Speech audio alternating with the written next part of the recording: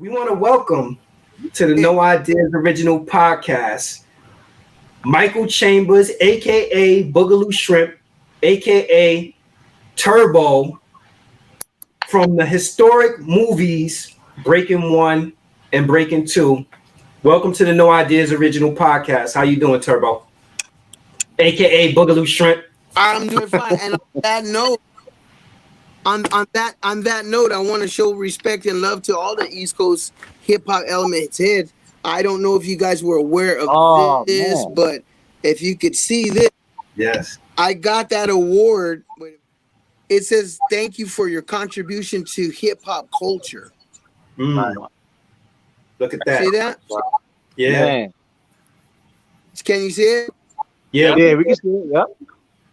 Yeah. What that means to me is for years people have been talking about this West Coast East Coast thing, and the thing is, as a dancer and an artist, I've always had respect for Rocksteady, Cool Herc, the hip hop elements, everybody, Kumo D, the Flavor Flav, everybody from New York, Hollis, Boogie Down. I've always had respect for them, and so I think as a hip hop artist now, talking to the younger generation, I want to let them know that award meant a lot to me, being validated by East Coast people, just because the thing is, we were all united by God. God created us all. That's a fact. So we're just kids from different sides that make an honest dollar. So from the Zulu Nation to the Poppers Picnic, we were all one through one beat, and so with that being said, I really appreciate this form and what you all are trying to drop knowledge so that all these kids from all these different nationalities, Puerto Ricans, Mexican, Filipinos, can see that hip hop is everybody, Mm-hmm. For sure. Yeah, it's funny. It's funny you said that because I was gonna ask you like, what does it mean to you to be a b-boy? And I know you mentioned some, but who are some of the people who actually inspired you to actually get into dancing? Well, on the subject of b-boying, since it's now worldwide news in the Olympics, out of respect to the founders of b-boying, my first introduction to b-boying was from Mark Limburger, Mr. Freeze from Rocksteady. In 1983, myself, Shadu, the late Shadu, and Bruno Falcon, we auditioned. For the record, just like a job application, nothing was handed out to us. We weren't all that. It's as hard as anybody else, if not harder. So from the clubs and bragging rights, we realized we wanted to make careers. So we went and got into auditions, and after the audition, we landed a job. Our big job was with Richie and the Pointer Sisters on a world tour. The first time we got on that tour, New York was like the biggest thing. Radio City Music Hall. Come on now. She played Right. Radio City, biggest thing that hit New York because it wasn't a b-boy concert, but we were street dancers. So after the show, we were like, let's get down and dirty, let's get funky. I want to smell something. What's that smell? You know what I'm saying? Them dirty warehouses with no air conditioning, that's funk.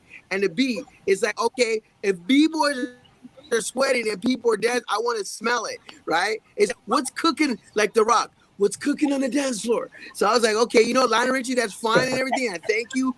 I want to see New York and I want to smell it. So the thing is, people came to the concert. They said, okay, y'all from LA, we're going to break you. They took us to the Fun House.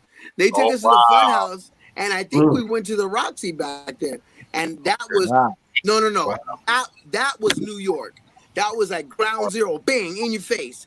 In your face. So the thing is, I met Mark Limburger, who was like a ghetto superstar.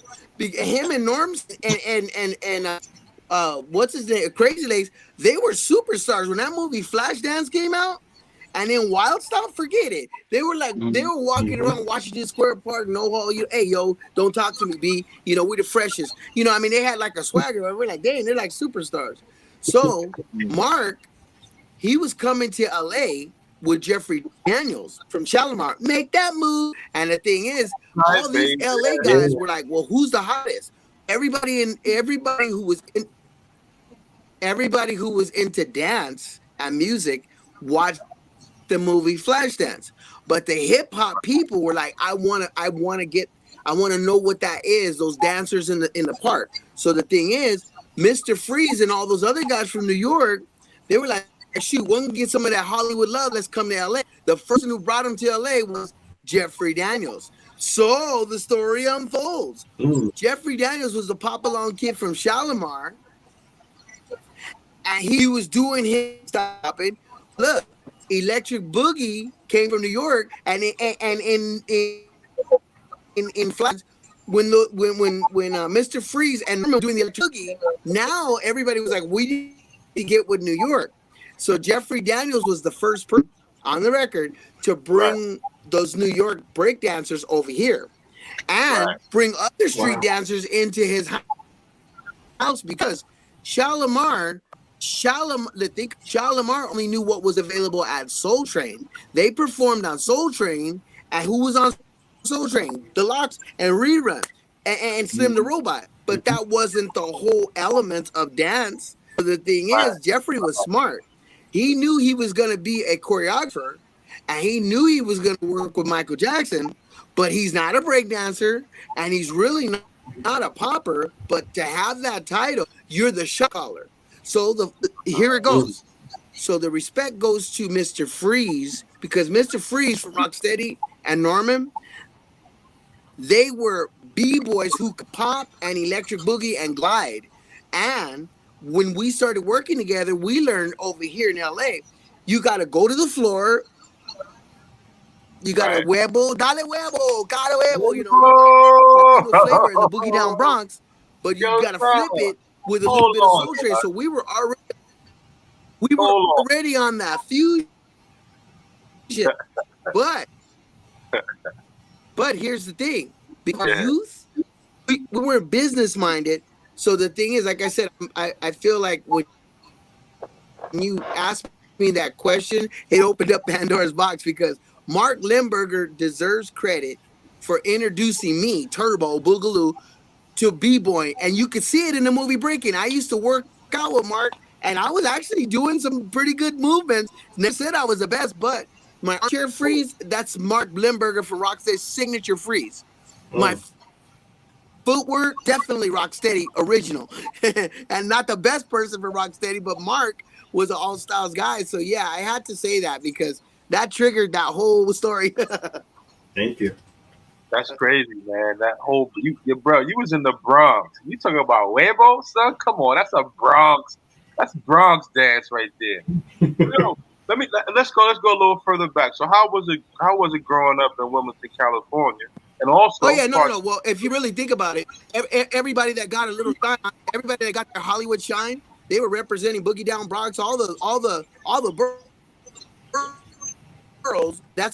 I'm glad that Dynamic Breakers, NYC, even people that were really not on television are starting to come out, because Rocksteady and New York City Breakers, they weren't the best breakdancers, but they were the most famous because they were the most polished and they had management. So just like the Poppers Picnic, there was a lot of cats that never got on television or film, but those brothers in LA, they were really, really serious dancers. So I'm glad now those pioneers are starting to come out,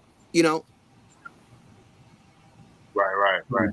So how was it growing up in Wilmington? And also, talk about how the Samoan culture led to your style of dance. Well, what's really interesting about that, like you said, when I said Dale Huevo and that whole Harlem Latino thing, well, when I was dancing as an African American, I didn't catch a beating or catch a bullet or get stabbed, because I want to learn this dance and I want to find people who do it. I ain't trying to cause any trouble. I just want to learn. And so I was walking in people's neighborhoods with respect. My city is Wilmington, California, by the bay, in South Bay of Los Angeles. So when I grew up, my dad was in the military. We could walk 5-10 minutes and I was on the water. So it wasn't like we were rich, but we had it like that. Where we live, I go and just play in the water all day, if I wanted to, for my summertime, and then, come home. So with that being said, living by the water, a lot of people who were in the military, know that people in the Navy were Filipino, Samoan, Guamanian, any islander, Pacific Islanders, they were in that part of the military, the Navy. So, Right. for record, when I was brought up, when I walked to the other city, Carson, the Usos, the Samoans, Os, Cousin Mikaele, Otuk, those guys were like, okay, what you got, little brother? And the thing is, the Booyah tribe, they We were got the Blue tried. Yeah. City Strutters. Anybody knows anything about strutting, Frisco, Northern California, they have the Oaktown Strutters, the Usos, you know, I mean, Pier 39, San Jose, everything up there. I mean, Oakland, Oaktown 357, all those guys up there, Fillmore Strutters, Pier 39. I mean, a lot of those guys were dancing and hanging out over there. So when they got bused to art, they brought their whole culture. So the Blue City Strutters, the attitude, and yeah, they could dance. So when I came to their city, I got respect. And anybody that knows ones, they're not nice until you show respect. And so, Mm-hmm. as big as they are, they're like giants. They're not nice until you show respect. So when I came to their neighborhood, they were looking at me sideways, like, what does this young brother got? What are you doing in our town? I didn't have to say anything. My dancing speak for itself. I was just like, put the music on. Bam, bam, bam, bam, bam. They had never seen animation. They had never seen my style. Even my name, Boogalo Shrimp. Back then, it was West Coast Pop Lock and Boogaloo. My name was Boogalo Shrimp, but everybody that seen me, they always thought my name would have been Mr. Animation, just because I animate. I immediately looked like a claymation because that was my signature style. So those Samoans were like, dang, man, this little guy, not only is he cool, but he has something. And the number one guy who was like the shot caller, like their older of the Samoans was Jack and Charlie. There were these two Samoan twins, and they were the smart ones, man. They was running all this power. I mean, a lot of those guys were like, they had guns and they played football. They were big. They didn't have a lot of like business savvy. So Jack and Charlie were like mixed with Japanese, and so they knew how to run things at peak game and hustle. So telling people, hey, you know what? This guy is really cool, man. You know, showing love, because they knew I was in a gang terror. So when I started practicing with them, I got introduced to a frisk style, and I didn't even have to drive to San Francisco. Strut style and you know, the sticking and the king tut, the same stuff that the Jabberwockies Right. are doing, media circus, Granny and the Robotron. I was like a history lesson from up north, right in my backyard. So just anybody that knows anything about guilty by association, you're only as good as your friends. Right. So think about it. I'm a little black male in a some Polynesian multicultural city, but I'm learning original foundations from Soul Train veterans from LA, Vernon, Slauson, Crenshaw, those kind of people. And in San Francisco, a lot of people know Electric Boogaloos were up north, Fresno and Frisco. So the thing is, I was getting all that information, just download it. And the thing is, I created my own style, bro. Said being so young, like the age of 16, maybe 17 years old, you know, at the time, you were already a professional dancer. Like you was doing stuff with a lot of big names. Like you mentioned earlier, Lionel Richie. Tell us the whole situation of how you got to work with Paula Abdul and also Shaka Khan.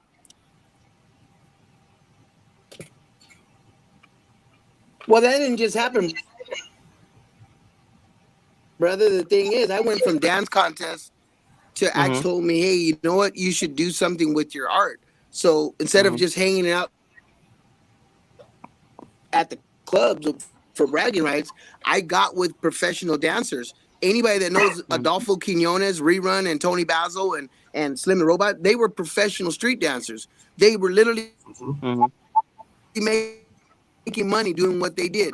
So I got a hold of them, and one of Michael Jackson's first dancers. And the thing is, we just all kind of like just got on the bandwagon and the train to get out of the neighborhood and start careers. So those things didn't happen. I worked just as hard, if not harder, than most of the people. And the late Shabadoo from Chicago told me this. He said, look, You got two decisions. You could be a ghetto superstar for bragging rights and get your little applause, or you could join the Screen Actors Guild and make a bona fide career and get a talent agent. Guess what? Mm. My Screen Actors Guild card said member since 1983. That's a Nice. long time to be a union performer. So that, Yes. but Mm-hmm. I started off as a union performer at 14 years old. Lionel Richie and the Pointer Sisters, they paid me a week as a dancer, not only in their video, but on the tour. I didn't stop then. I just kept going on. So yeah, all that stuff happened because just like a day job, I went to school by working out with masters and then learning my own style. Mm-hmm. What was it like working with Michael Jackson? And rumor has it that you taught him the moonwalk.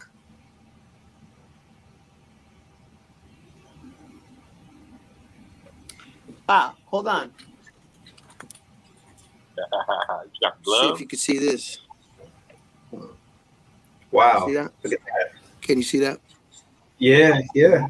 Well, what's important in without the screen and all this other stuff, not only is it a fact, but what's important is what he wrote. Michael wrote, year old kid that didn't ask nothing but respect for his dad to this great man. Michael said, "Thank you. You're a kind person." The only reason he said that is because I wasn't jocking his bank account. I'm from the streets and I had a lot of heart. I was like, and I learned from the Bible. You're not supposed to cut another man's stuff, period. So the thing is, like, more for you, brother. You guys work for your thing. I'm happy for it. Thank you for allowing me in your house. Thank you for allowing me your time. I wasn't jockeying nothing because if I didn't work for it, I wasn't taught to. Yeah, with that being what he gave me still resonates because nobody could deny. Say for if you were trained by Floyd Mayweather, I don't care who you are. People should see Mayweather's style. You. So it's been rumored that I work with Michael, but even if I didn't say anything, even if I never said nothing, when that man danced, you could see my style through him. Best gift he could ever give me. So on that premise, like I said, I love it because you know what? Jeffrey Daniels took the credit. He took the credit for many years. But guess what? When you look at Jeffrey Daniels, it's not like mine. And it's not the Michael Jackson, the new Michael Jackson after Motown. So the thing is, I bring that up because it does answer your question. Working with Michael was a life-changing experience for the art. That's like if I was to say who was my best student, it would have been Michael because he was the most famous student I ever taught in my life. Nice. Mm-hmm. Even in his performances after he passed, he's keeping the art alive. When that man was dancing while Tupac and Kid and Play and MC Hammer, think about it. All these dancers, everybody was all fly, right? Did Michael, but all these years, that guy was putting it down around the world. Then he had an attraction at Disneyland, Captain EO. We're taking over. I mean, everybody that went to Disneyland went to Captain EO, and guess what he featured? Poppers, you know. I mean, come on. So for me, yeah, working with Michael Jackson was awesome experience because if I was to ever be in a movie like a hip hop Pinocchio, I really felt like I was the Geppetto of dance. I was behind a really famous Pinocchio. Not saying he was a liar, but Michael made up of Gene Kelly, Fred Astaire. He took a little bit of this and he became this ultimate robot. And he even called himself the Moonwalker. So I love it because you know these truths are coming out for dance, and y'all have you guys New York, East Coast people have rock steady. You can always go to Play, Fat Freddy, Tribe Called Quest, De La Soul. You guys got history, Queen Latifah, everybody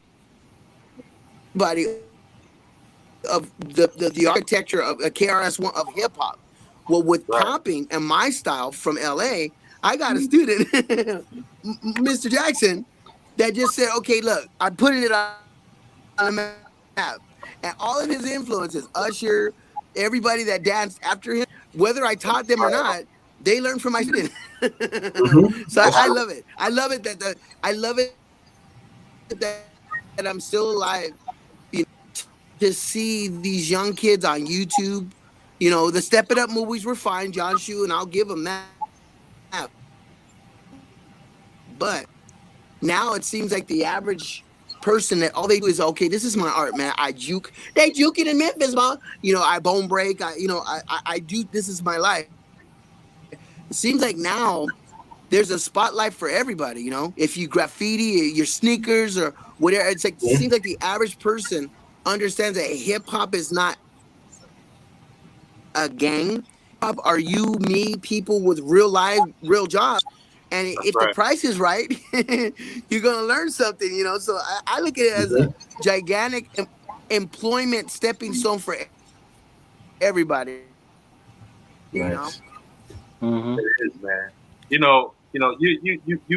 Man, you've been a light around the light for so many people. Paula Abdul, Lionel Richie, and even you being associated with Shabba Duke. But talk about Pop and Pete and Pop Taco.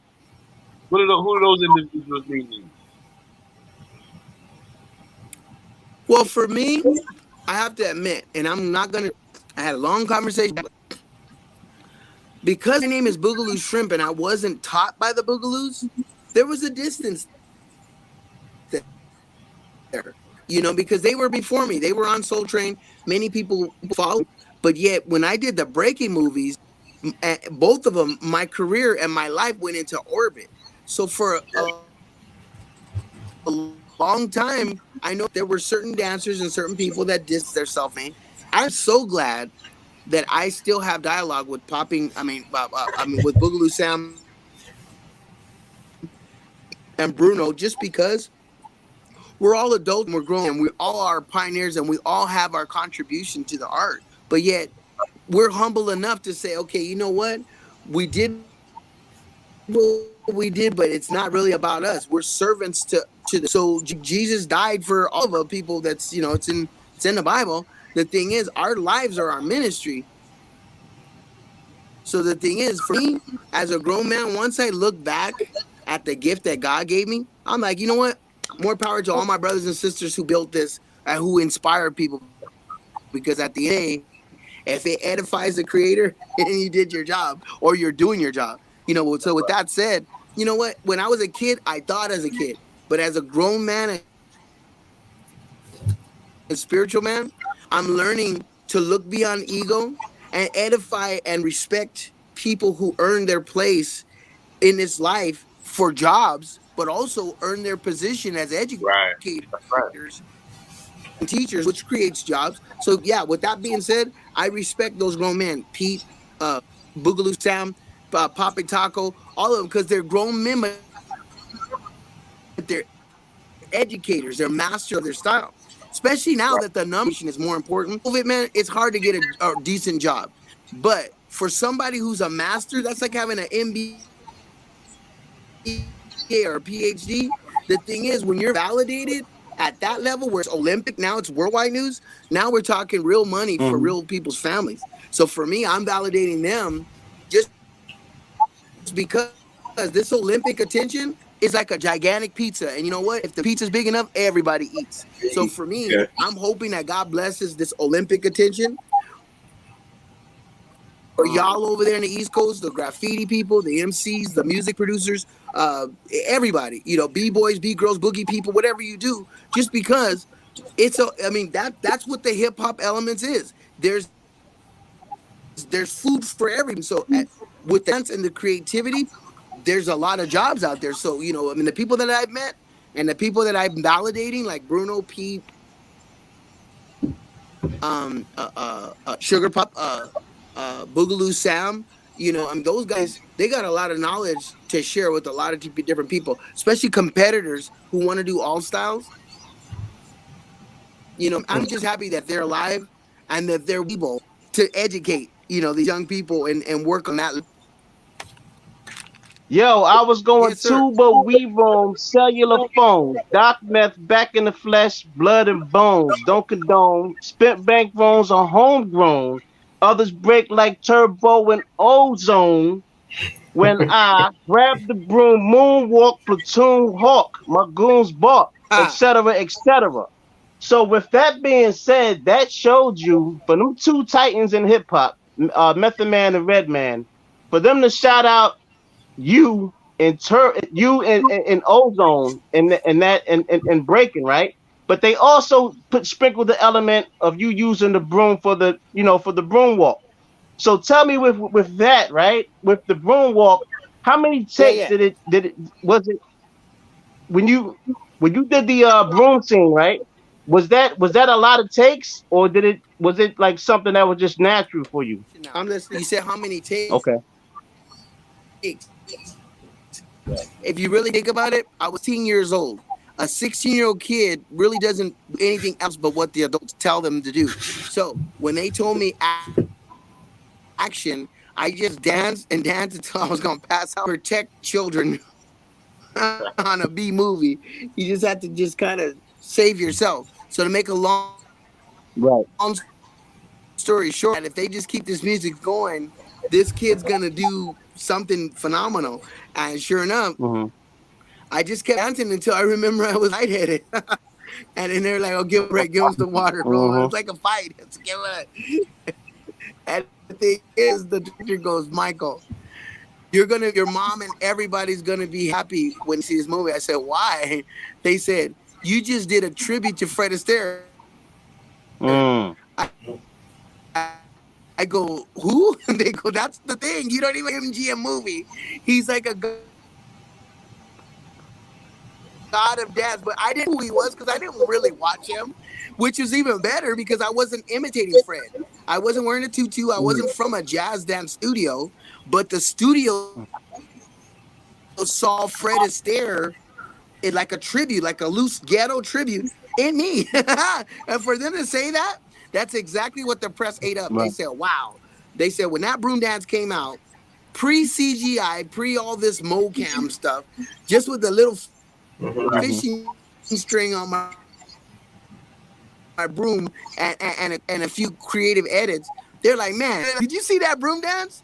And matter of fact, real choreographer said, dang, Boogaloo, you were actually on record first real hip hop piece in a film. That's big, dude. So for me, when I did that, I didn't know. I was only 16, but I just focused I just focused on You the broke the extras mold, or son. craft service or floss. I'm on a movie set. No. I wasn't a baller attitude. I did my doggone job. Mm.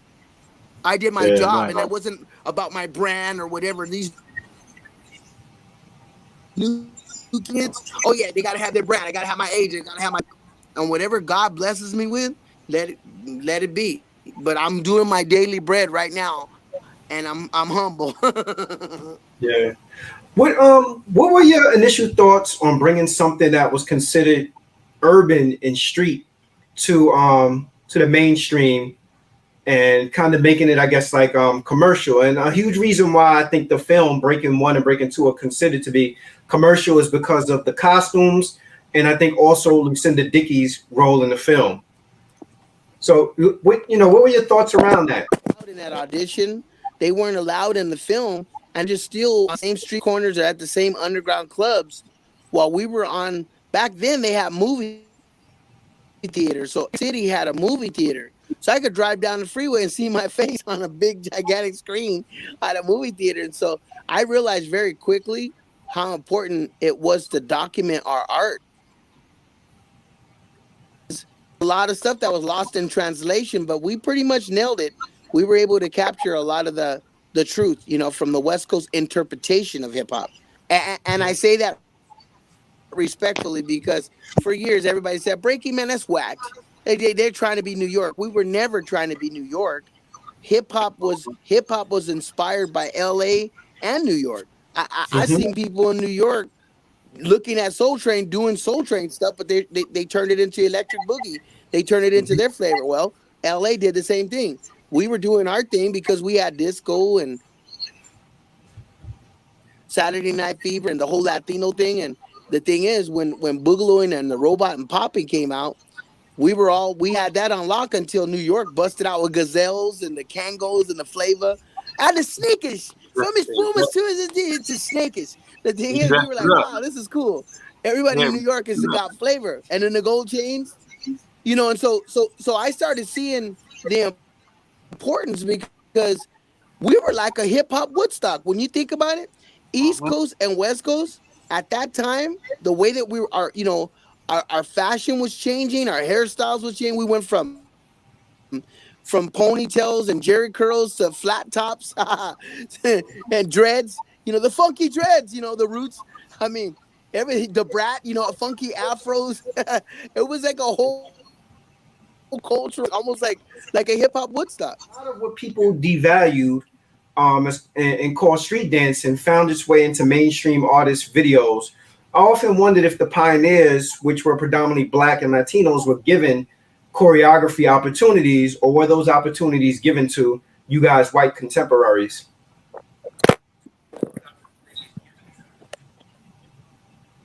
Well, for the record, I have to admit, you mentioned one Latino guy who was really understated. Bruno Falcon, Texas, his family are Tex-Mex. And the thing is, Bruno, when he came into the game, he got hated on, bro. He got hated on because he was Mexican, and a lot of people right back then were like, no, Soul Train is black. It's Afrocentric. Soul Train, for people that don't know, Soul Train was like the new Panthers movement. There were people that were into the whole Betty Shabazz, Malcolm X movement, all of those children from Chi Town and down south. When they got on Soul Train, it was more of like James Brown's song, "Say It Loud, I'm Black and I'm Proud." Now, black was beautiful because even the darkest black person could shine and get respect from white America because they knew how to dance. So Like that. now that was like Soul Train was like Don Cornelius and the Soul Train show. They gave an image and a self-esteem to the blacks and the minorities of the hood, right? So the thing is, when Bruno Falcon started working as a Latino, when he started dancing with the Electric Boogaloos and other blacks, the thing is he started getting really, really good in developing his own style. By the time him and I met, we met at an Uncle Jam's Army dance where a young Egyptian lover was spinning and scratching. And the thing is, he took to me because he seen me as like an abandoned African American child because I was just there by myself with maybe a couple of friends, but I was only like 12 and a half. I was like 12 years old. And those conventions, there was no alcohol or no drinking or no drugs. And so anybody could, it was almost like a YMCA. Anybody could come in. So I went into that function and it was like a networking rave. We all networked, and that guy Bruno, I have to give it to him. He looked at me and was like, "Wow, you know what? Here's a black kid from another city, all by himself, just seeking knowledge. I'm gonna take him under my wing as like my little brother from another mother, right?" So for years, him and I just practiced. He met my mom. We broke bread. I met his mom. I used to hang at his house, and there was no racial tension or no hate, right? So as we started our careers and we worked with Lionel Richie and Shaka Khan, I noticed that with Bruno, because he was so talented, but he didn't know the business, he never really cashed in on that card of like taking up big choreography jobs. He got Mm. choreography because his friend Tony Basil suggested that he teach and start doing stuff. But even when he worked with Michael Jackson, he was working, showing Michael Jackson like myself solo steps, but he never grabbed the choreography credit. He could have, but Travis Payne, Cooley Jackson, Jeffrey Daniels, all those guys grabbed the choreography for everything because Bruno didn't speak up for himself. But yeah, you know what? He's the one that I would vouch for because there were opportunities, but a lot of us just kind of like were young and we stayed in our lane, as they say. It's like for me, Mhm. being a soloist, I wrote it as far as I could. If you look at my work, the documentary Breaking and Entering, I was Mhm. dancing my butt off next to Electric Boogaloos, next to the best of the best. I was holding my own. That was before Breaking. Then when I got the movie Breaking, Turbo stood on his own away from everybody. Mm-hmm. Even with the Electric Boogaloo's in the film, I stood on my own. And then Breaking 2, of course, I kept studying on my own. But my point is this: I started just still after those movies. If you look at my credits, I played the robot Steve Urkel. Mm-hmm. Bill and Ted's Bogus Journey. I was looking. I was still seeking to find who I was as an artist and where I want to go.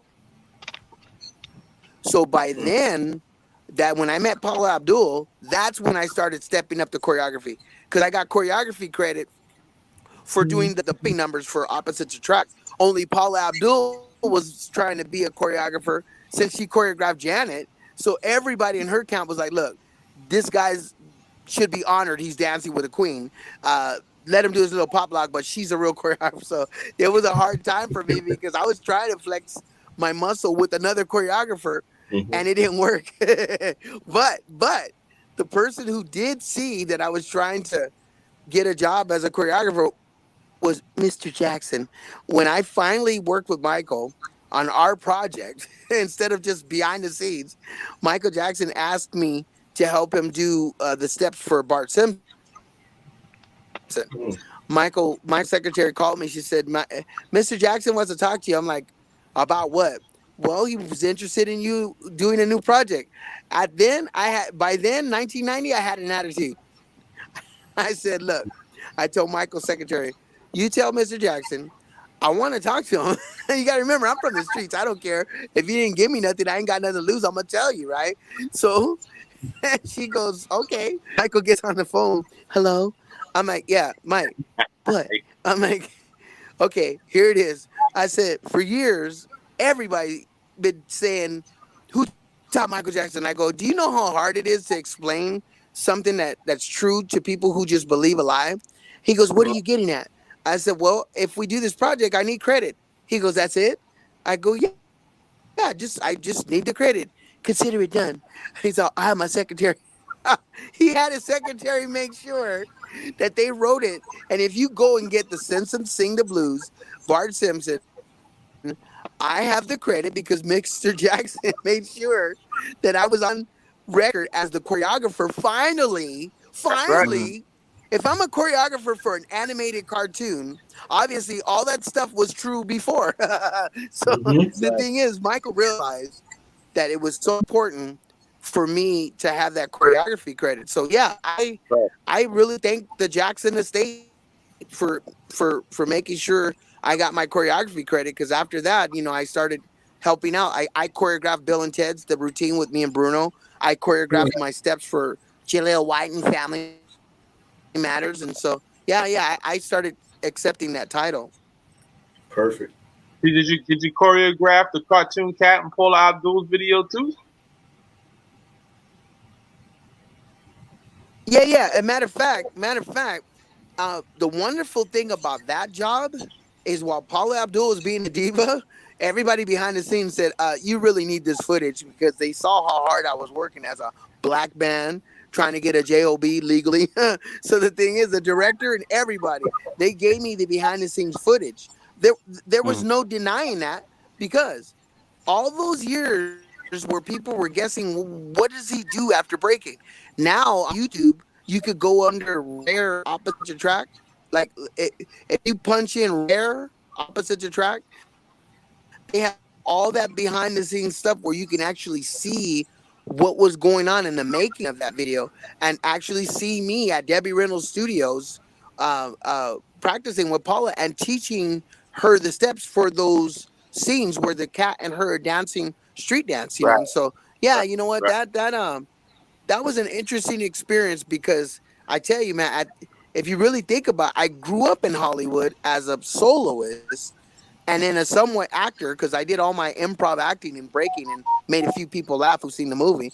That was all improv. But after that, as I was finding my way, very quickly, if I'm teaching the King of Pop and I'm working with all these other people, I should be able to choreograph. And so those counts, 5, 6, 7, 8, of course. I learned that from Tony Basil and all the other people I work with. So I just started getting that title. and embracing it, as a choreographer. So I'm so glad for everyone who uploaded anything that was lost in translation on YouTube, just because it's a lot easier seen than said, because too many people floss. I did this or I did whatever. I just shut up and do your let your credit speak. And Mhm. me and Bruno Falcon, Papa Taco, we've always been that kind, in Tinseltown. We just did our work, and we were hoping God blesses it with good people to Right. bring our credits out. But that's not really popular. That's not really popular in Hollywood. Hollywood, you get one little thing and everybody's like, "Look at me! I'm on TikTok. Oh my God, I did this. I was a Lady Gaga. I was a Megan Thee Stallion. I was a Bruno Mars." I mean, everybody flosses their credits, so it's like, "Look at me!" But the thing is, that was a different time for us. We were like, "Well, we did our job, but we respect the artist." But Hollywood's like, "No, if you got the credit, you better floss it. It's all theater." I mean, everybody's over the top, right? Right. Right. Right. Right. That's your resume, man. And, hey, you know what? And I Yeah, want to they're have. all theater and Broadway. So I I appreciate you gentlemen taking the time, just because it's not even about me. It's about the knowledge on your show, and maybe somebody out there that's seeking knowledge for dance or wanting Right. to get a job during this COVID. That's Maybe right. they'll see something in my story where they can avoid problems. You know what I'm saying? For the record, I want to throw it out there out of respect.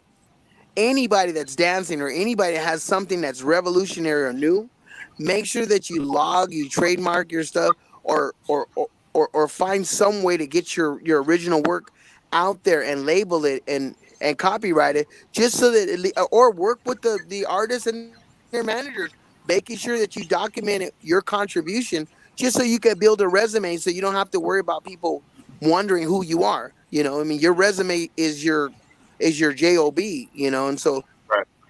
take care of the grind before the shine. Take care of your steps. Don't give it away for free. Nah, that's a dope piece of jewel right there, man. That's some jewel you just giving out to people because people aren't looking at the legal Yeah, end. man, we got to help these people, man, get ahead and avoid the pitfalls. That's a fact. That's a fact. Yo, is the Breaking franchise? Yeah. Is there a reemergence of the Breaking franchise? Yeah, man. Matter of fact, on the down low, there's been a lot of activity surrounding that because of the Karate Kid Cobra Kai, the franchise, and because we're Oh, all alive, and right. then of course, I, I'm not gonna say because of the demise of the late Adolfo Quinones, just because that wasn't that. Even when he was alive, people were not primed like they are now because of the Olympics, and I mean, it just seemed like God's just blessing certain things that can help other people. I'll just say it just seems like there's a tone in the world where people, whether you're getting a stimulus or whatever, people are just getting blessed from these different avenues. And regarding the Breaking franchise, it just seems like now there's a new attention regarding the wholesomeness and the all styles aspect and everybody dancing instead of fighting. So hopefully, there'll be something for everybody to get excited about when there's an audition or a worldwide casting call or something like that. But yeah, there's a lot of activity. But like I said, there's always been a lot of activity, a lot of talk. But everything sounds good. But until there's an audition and it's in production, we wait and see. We see what God blesses. But I learned something, and I'm gonna drop this valuable bomb. I learned something from a very seasoned African American co-worker in the arts, Darren Henson from Stomp the Art. Darren Okay. Henson told me, Michael, if you ever are looking for a job as a black man, you need to stay ready so you don't have to be ready. I go, what do you mean? He goes, Right. if I have to explain this to you, you won't get it.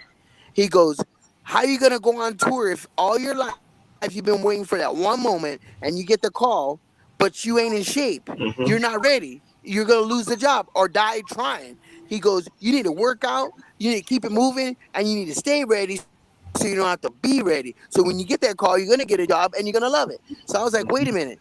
He told me then, I tell you what, with my prayers to God and just grinding, I throw that on because with all that activity in the Olympics, and everybody who's a dancer or choreographer, who I call them sleeping giants, just because there's a lot of pioneers who worked their butts off on the East Coast and the West Coast, but there was no activity, so people had to get a day job or provide for their family. But look, now that all this activity is up, people need to step it up, whatever you're doing, because if their call comes in, the jobs are right there, you know? That's Yeah. right.